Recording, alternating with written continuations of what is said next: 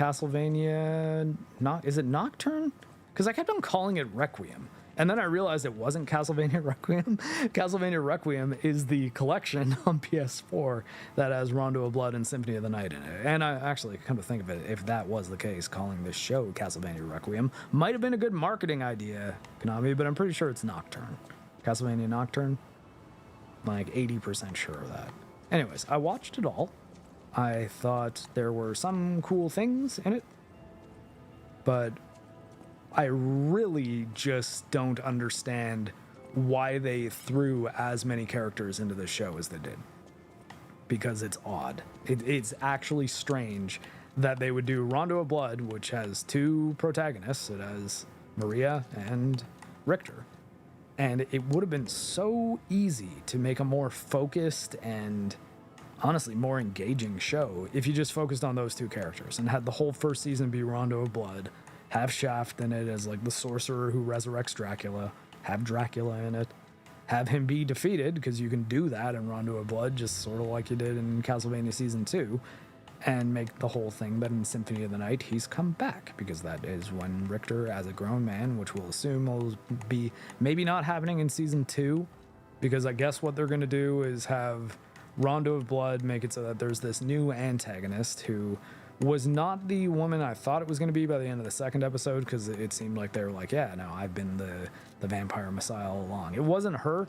It was a more historically legendary figure, which I think is better, granted, but I also don't think it's necessarily a great idea when you could have just made it so that their goal was to try to resurrect Dracula, because that is kind of a thing with Castlevania. Dracula is usually the villain. I know I'm not talking crazy by saying that. I actually realized I should probably bring it up so I don't misremember character names and stuff. Because primarily, my biggest issue with it is I thought there were far too many characters and none of them got anything to do, oddly enough, except for Richter, who I really thought he would get shafted if anything. So that did kind of surprise me, and I did sort of like Richter's arc. Or, yeah, I guess he did have an arc. Yeah, he had an arc. I'll say he had an arc. I don't really think any other character actually has an arc, though. They sort of do some things and evaluate their choices. None of the other storylines really resolve in this season, at least. Which, I mean, maybe might be a reason to watch the next season, which I guess I will do at this point, if for no other reason than curiosity to see where they go with it. Annette, who is the character she was in a Creole, I guess, so a Haitian woman brought to America, was a slave, is moved by an opera company with this other guy named Eduardo, who kind of, I guess, is her boyfriend or something, although I don't know if they ever really make it clear that they're like together. They just are, I guess, good friends, the way a lot of people in Western fiction are these days, because hey, why? Yeah, people can't be in love. That's not real. Kill me. I'm kidding. Anyway, so her character's kind of interesting, but also feels like within the context of the story they're telling, doesn't really need to be there. And I think it makes things a little on the unfocused side, because they add in a plot element that I will say they do some cool things with. Because I think, A, they really lucked out with their character design on that one. I mean, lucked out meaning someone skilled out. And one, because Eduardo becomes a night creature, so like a monster, a Castlevania monster, but retains some of his consciousness, which I kind of like, okay, I think you're making a different show now. Because Castlevania is not generally a place where just one of the random enemies is going to be like, oh my god, I see the beauty in Alucard's sword skills. My soul is alive. I'm going to start singing. Whereas this guy, like, I mean, he doesn't. Alucard's not in it until like very last scene, essentially. Like, don't be expecting a lot of Alucard on this show. He does show up, and when he shows up, he's great, but he's not in it much. But Eduardo has this interesting character design where his night creature thing is sort of hands over his eyes like this. But it's like an extra set of hands. I guess it's sort of like this, because they show his whole... Yeah, I suppose it's something like that. But I thought that was kind of neat with his additional arms too, because he's like a monster, right? And he has not one, but several scenes in which he's singing. And towards the end of it, they basically imply that his singing is restoring the souls to the night creatures, like they're remembering their humanity. And I'm just like, man, I don't know that this is the same world that you guys were working in the last one. Because I guess there was the scene where the night creature, the bug one, talks to Isaac in season 3. And while I did quite like that, it was clear that that was a soul from hell, which was put into this night creature, which was made out of the body of someone else. Because that's what the night creatures were supposed to be. There's someone else's dead body, plucking a random soul from hell, putting that soul into this newly dead body, and they turn into something grotesque because their soul can't handle it. And the soul it transforms the body because it's an evil soul interacting with this dead flesh that's been brought back to life. That's why they need the Forge Masters, and that's why it's like really important to have a lot of dead people in order to create an army with this type of magic, I guess. Everyone following me here? Because I know that could be a little much. But anyway, so the weird thing about Eduardo's night creature character is it's his body, because it has like his eyes and everything, and he was recently killed, and it seems to also be his soul. So I'm just like, well, while I don't hate Eduardo as a character, he doesn't really make sense. Unless that means Eduardo's soul went to hell and it got plucked out of hell and put back into his body. And I'm just like, well, why? Why did that happen? And I mean, it could have something to do with the means of forging monsters in this one, but they don't really go into that. And I'm hoping that they do, because the Forge Master is I won't tell you who it is, I guess, but is not doing it the way that Isaac and Hector did it in the original series. He's got this machine that was brought from hell that creates him. Now you'd figure that would make them perfect, because it's like factory shipped from hell here, monster creating machine, take these souls and turn them into night creatures by putting them in a dead body.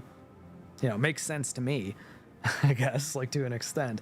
But I guess something went wrong and they didn't actually remove Eduardo's soul from his body, and they just kept it in and he mutated back into it. But the implication with Eduardo's singing is that he's making the other ones remember their humanity and like listen to beauty of singing again. And I'm just like, well, I'm a hell of a lot more interested in what's going on with Richter and Maria. And I really want more of that. And you had a decent length of a show that you could have really fleshed out those two characters and made it really great. But there's these other two characters sort of thrown into the mix, as well as a paladin dude who is working with another character and ends up in a relationship with a different character who has a lot of relevance to Richter and Richter's past. So there's some stuff going on there, but even that, the paladin dude feels like a ancillary character at most. He's in like 3 scenes doing anything of any importance at all. There's a lot of scenes where it seems like he's struggling with his boss's intentions and methods, but doesn't really do anything about them ultimately. I mean, until like the very end. And even then it's like going down and he picks the side. Like it's not like he's the driving force behind any of it. He's just like, oh, we're fighting a whole bunch of night creatures now. Yeah, I'm just gonna fight the night creatures because that seems like the right call. Like he's more in that mode than I'm going to like my master is actually a bad guy and I'm gonna stop him kind of mode. He never does that. He's sort of nothing. But they could have made him something, because I think he ties into Richter much more directly through this other vampire character that I don't want to tell you too much about because he's actually pretty cool. And they do a neat thing with Richter and his grandfather, Just, who is the main character of Harmony of Dissonance on Game Boy Advance, and he's also He's also Richter's father, not his grandfather in the lore. So I don't know why they made him his grandfather, because it seems like we're gonna be like, wait, no, hold on, like, shouldn't he be older? Like, that's all I'm thinking. I'm like, I don't know. That kind of seems like what age Richter's father might be. Maybe, like, it seems like he's in his like 50s. He's got gray hair, but he had white hair in the game. So, like, he had white hair when he was like 20, man. What do you mean he can't have gray hair now? You know? But, I mean, that's, I guess, a bit of a lore nitpick, like an argument from adaptation thing. It just seems strange, unless they want to do something else with Richter's father. I guess that's probably what they're going to end up doing, but I don't know. I was just kind of like, man, having Yusa in there is pretty cool, because that's like, I was like, oh, I mean, it's a member berry, I suppose. It's like, oh, hey, you know what? They threw another Belmont in there. They didn't pretend that Richter's just been the first Belmont in the last, 300 years to do anything of note. Because I mean, we get a bit from his mom, but we don't get a lot from his mom, I guess. Spoiler alert. But you know what I mean? Like, throwing Justy in, and then Juste, Juste is how you say this name. I think it's Juste, or Juste, or I don't know. I used to say Juste or something. I don't know. It was in the show, but I kind of forget how they say it, just because I always had like 5 pronunciations of it going through my head when I played Harmony of Dissonance, which is available in the collection that they have that has Circle of the Moon, Harmony of Dissonance, and Aria of Sorrow, which are the 3 Game Boy Advance ones. Odd that they didn't throw the Nintendo DS one in there. Aria of Despair, I think it is. Or Dawn of Sorrow. Dawn of Sorrow is the Nintendo DS one. But the interesting thing about Aria of Sorrow and Dawn of Sorrow is they're direct sequels. So, like, you play as the same character in both of them. It takes place in modern day, which I actually thought was kind of neat. Like, it was like, okay, now it's like 2023, and you play as this guy Soma, who has an interesting twist, and keeps it in the pocket of what the series is supposed to be about. And see, Circle of the Moon, I actually thought was the Read by Nature saying Circle of the Moon is great, and I agree, but it's absolutely the weakest of the handheld ones, or like at least the Game Boy Advance ones. I wasn't crazy about Portrait of Ruin, but Order of Ecclesia is pretty good. So is Dawn of Sorrow, I would say. Dawn of Sorrow is quite a fun game. But yeah, in conclusion, I think Castlevania Nocturne, there's a few reasons why giving it a watch might be kind of okay, but a lot of it's probably going to bother you. And for me, most of it stemmed around being not about Dracula and mostly about characters who weren't Richter and Maria. Even though Richter got good stuff to do, I don't know a thing about Maria. Maria has something to do with the French Revolution. What? I don't know. She's helping him, I guess. What does she do? I don't know. She's a revolutionary. She helps. She does. And I'm just like, well, we never get anything with that. They don't really go into Maria at all. She's just sort of used as a MacGuffin, I guess. Which sucks, because she's one of 2 playable characters in Rondo of Blood. So it's like, what are we doing here? Are we making a Rondo of Blood show, or are we just doing fan fiction? It seemed like it was both, but it was also pretty heavily weighted in favor of fan fiction. And I don't necessarily think that was the best decision for a Castlevania show.